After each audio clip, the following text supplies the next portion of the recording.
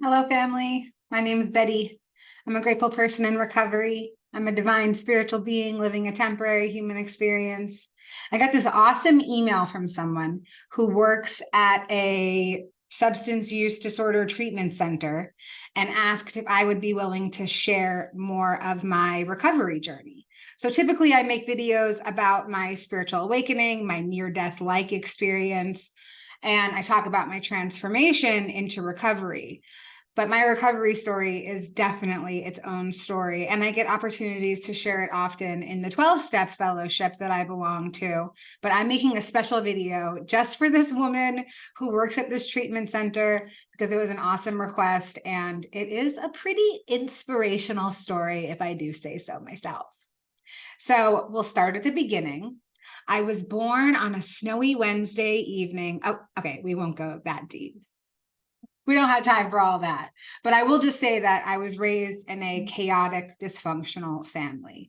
I'm the daughter of addicts. My parents were children of addicts. It's been that way for generations and generations, and everything that goes along with addiction. Very impoverished, molestation, incest, rape, addiction, and just everything that goes along with that sort of lifestyle. So I was taught at a very young age to use drugs to cope with my experience.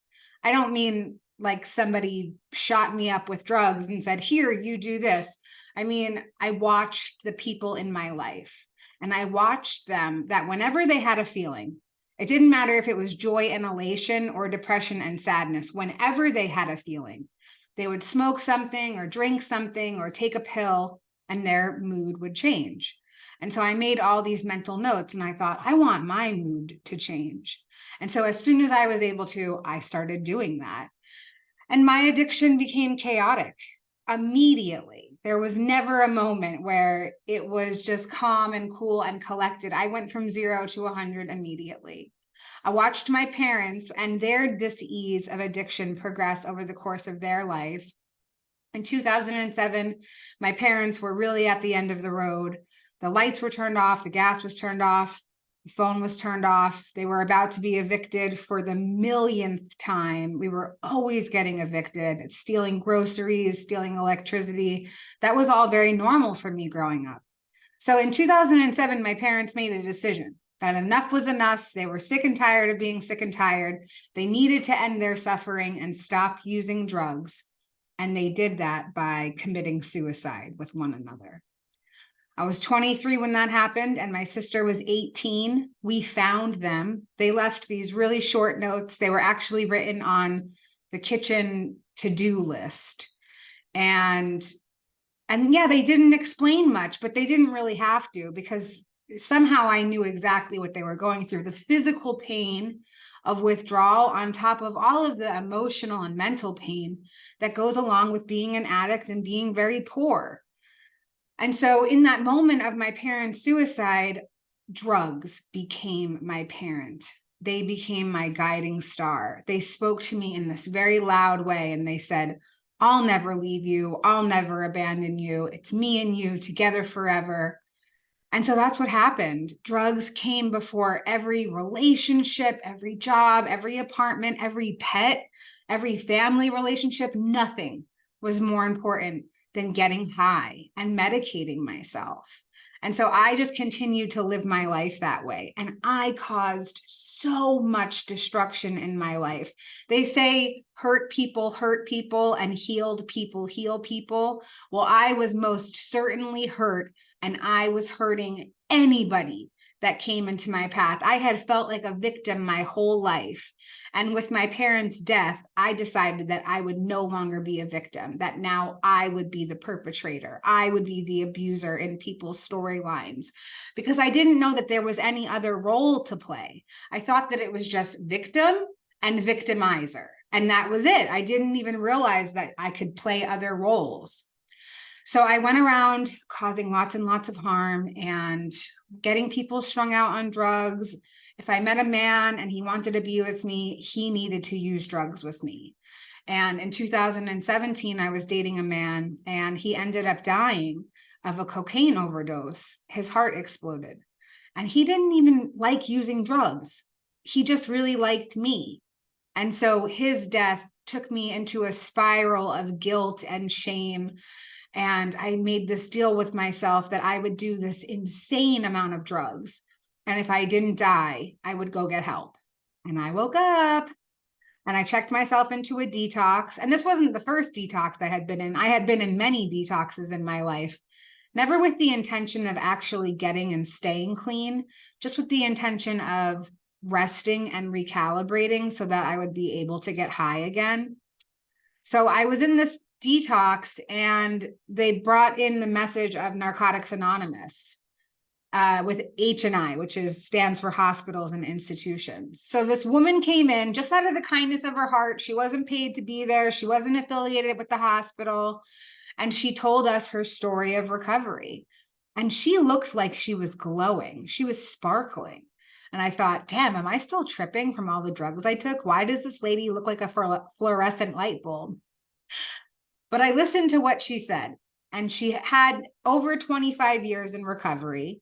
She said that she had gone through major life challenges and she didn't use drugs through any of them.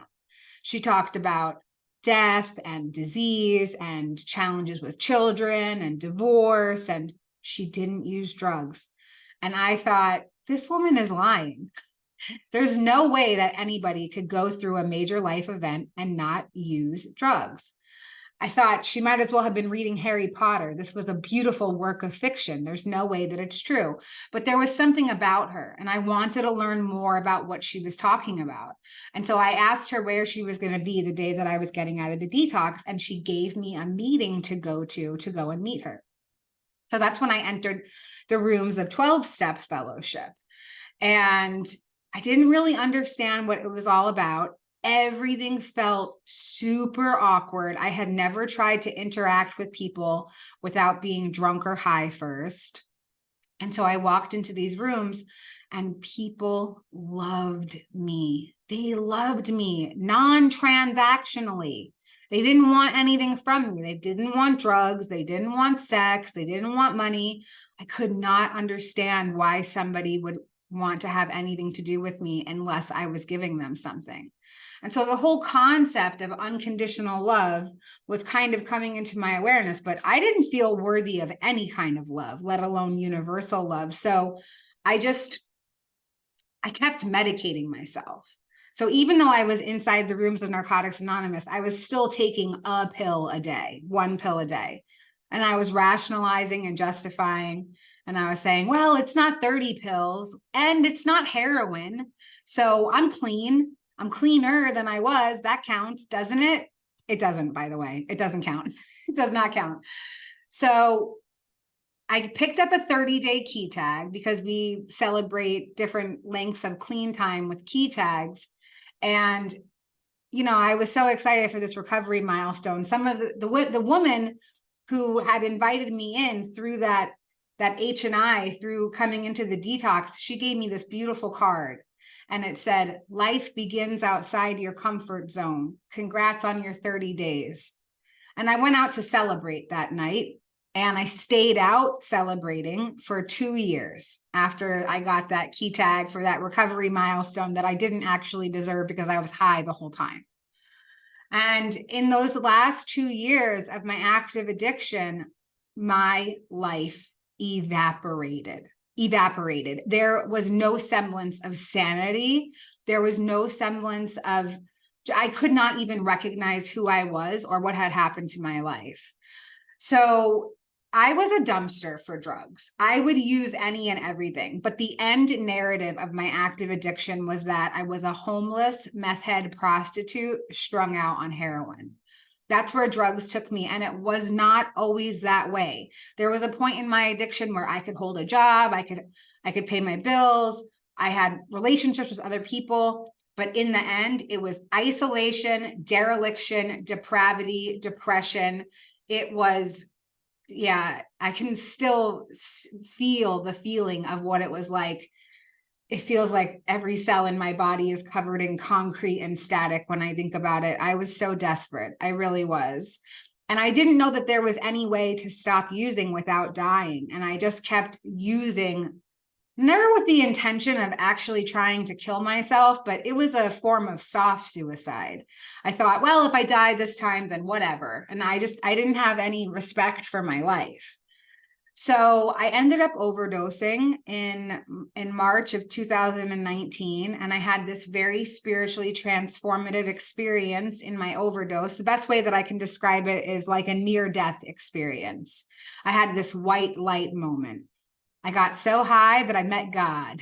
That's what it felt like anyway. And God was like, girl, you got to stop using drugs and you got to get it together. And I was like, what? This is crazy. I said, I can't believe I'm this messed up that I think drugs are breaking up with me. What's going on? So the near-death-like experience is a story all in its own. But, this is about my recovery journey. So when I came back from my spiritual experience, I just wrote it off as drug-induced psychosis. I thought, damn, I was so high that I thought I was talking to God. That's crazy.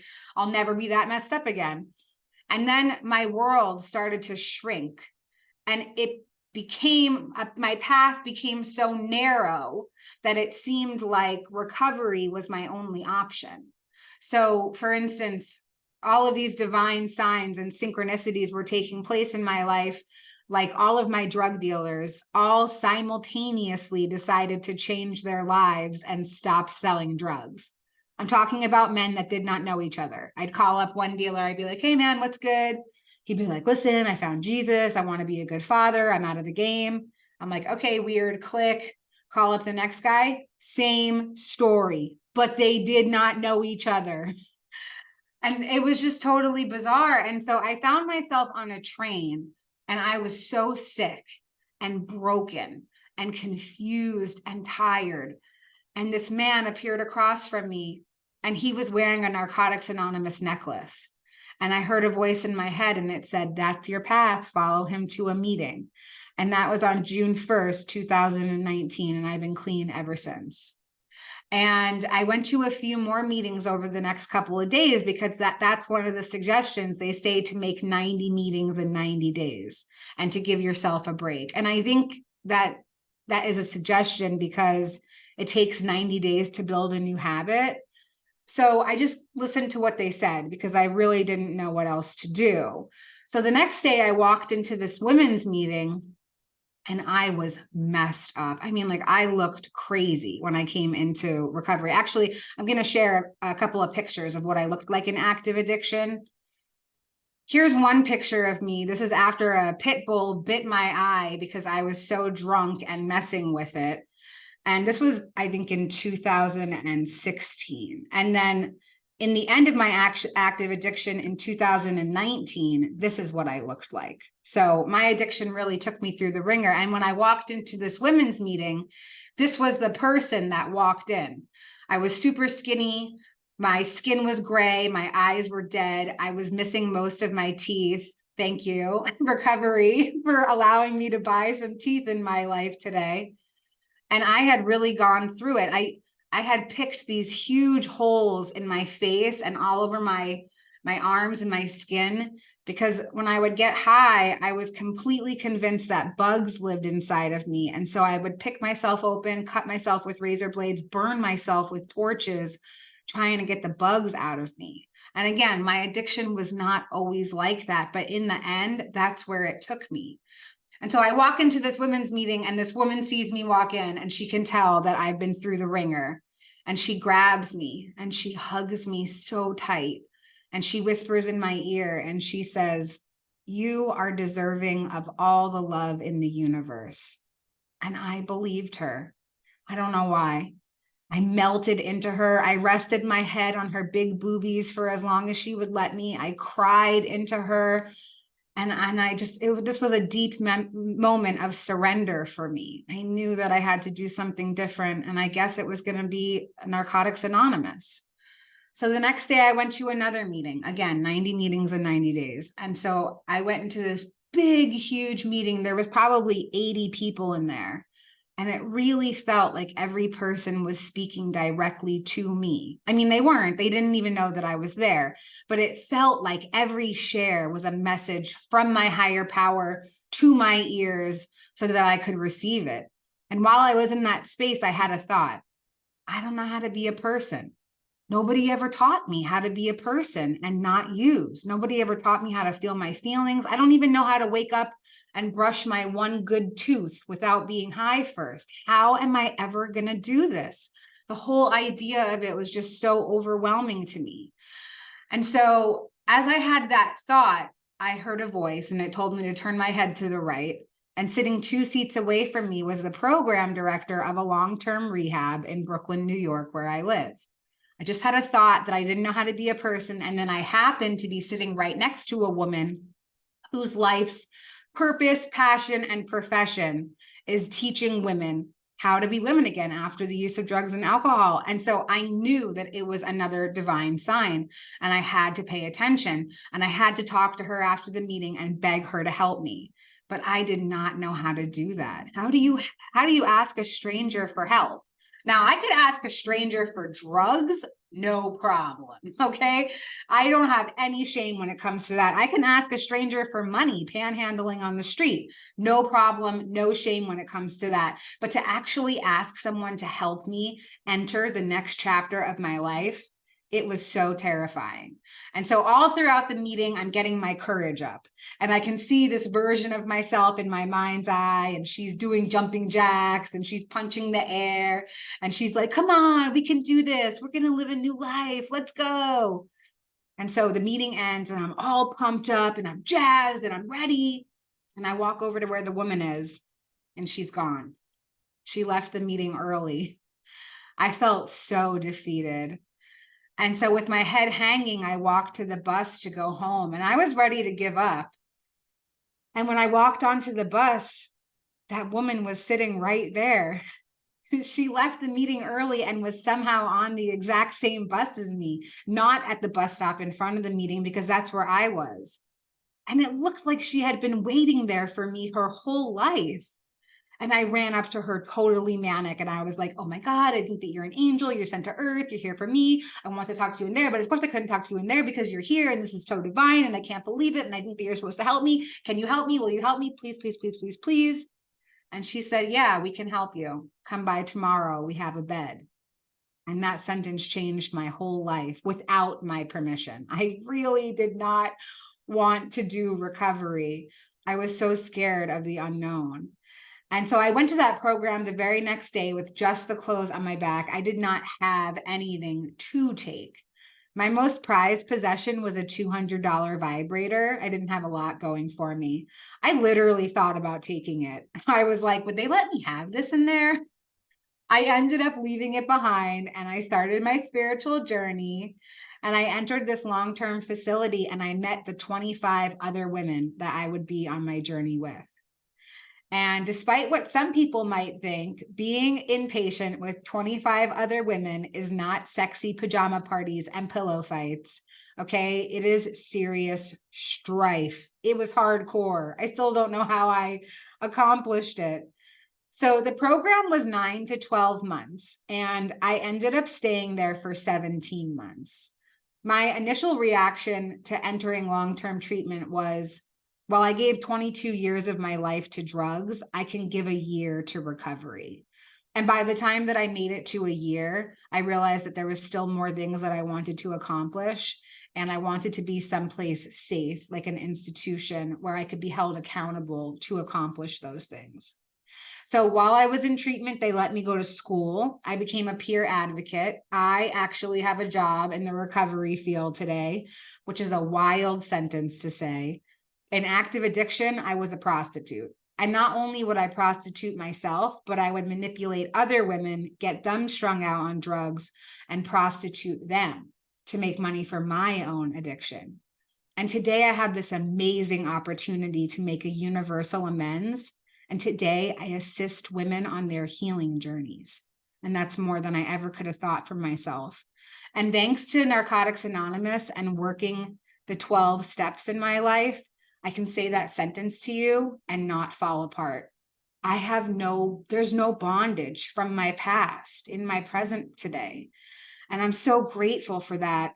I'm so grateful for the tools of the 12 steps, because it's a highly spiritual program. Real transformation takes place inside of 12-step rooms. And whatever A saves your A. For me, it's Narcotics Anonymous. For somebody else, it might be something else. But I cannot stress enough the importance of community. They say that the antidote to addiction is connection. And so right there in a 12-step fellowship, you've got connection built in. It's just waiting for you. So I left treatment. I came right into the rooms and I got a sponsor. And a sponsor is another recovering addict that can guide you through the steps of the program. So I'm a more experienced member. When I asked my sponsor to sponsor me, it was like asking someone to marry me without an engagement ring. I was like, I don't have anything for you. Please be in my life. And I have a wonderful sponsor, and she's been with me through this journey. And, you know, she really knows the depths of me, because that's part of the step work, is telling your sponsor as you do the work. And she doesn't judge me. She loves me compassionately. I've said things to her that I've never said to anyone before. And I'm very out there and open about my experience and the harm that I've caused and the things that I've done in my life. But there's some things that I've just never said out loud, and I have to her. And it's this huge burden off of me to know that my shame has been accepted by somebody else. And it's a reflection of my higher power. You know, I've been able to develop a relationship with a higher power in my life. And in my life before recovery and spiritual awakening, I was a militant atheist. And you can be an atheist and be part of 12-step fellowship. It's completely individual. They do suggest that you get a higher power of your understanding, but that can be anything. For some people, it's just the group. They use the acronym group of drunks or group of drug addicts. GOD, good orderly direction, you know, gift of desperation. There's so many things that you can conceptualize as a higher power. And for me, in my own journey, my conception of a higher power has changed. It's not the same thing that I thought when I first came into recovery. And that's because I practice that spiritual principle of open-mindedness. I'm willing to let it grow and evolve with me as I grow and evolve. I'm becoming a different person every day. I'm becoming the most authentic version of myself. And it's this highly creative, individual thing that happens inside of this spiritual program. I'm so grateful for it. So I found a lot of different spiritual communities. I don't only belong to Narcotics Anonymous. I also have some spiritual texts that I really hold dear in my life today. I study A Course in Miracles. I study the Baha'i faith. If you don't know what those things are, jot them down and look them up when you get a chance. They're tools that work for me, and they might not work for everybody, but these are the things that I've done. I also belong to a community for near-death experiencers and spiritual experiencers with the International Association for Near-Death Studies. And I actually work on the production side of things for IANDS now as well. And I also have a private coaching business where I offer people life coaching, spiritual coaching, recovery coaching services. I mean, I used to be a homeless crackhead. People used to run away from me. I looked crazy. I used to panhandle, and I used to beg people for money. I used to do depraved things to get money, just to buy drugs. I never had anything. I used to walk around with holes in my shoes, and the underwire of my bra would be broken and sticking me in my underarm. I didn't get a haircut for, 5 years because nothing was more important than getting the next one. I was so desperate and so stuck in my addiction. And today my life is nothing like that. I have lost the obsession to use, and it didn't happen right away. It took months and months and months of healing and looking at myself and really wanting the change that I knew had to happen. And so my life is profoundly different today. I've gone from rock bottom to outer space. And if that's possible for me, I know that it's literally possible for anybody. There are no words in the English language to describe to you what kind of depraved animal I was in active addiction, but it's not the person that's sitting here today. And that's all thanks to the spiritual communities that I'm a part of. I would not have recovery without Narcotics Anonymous. They say, hang on, don't leave before the miracle.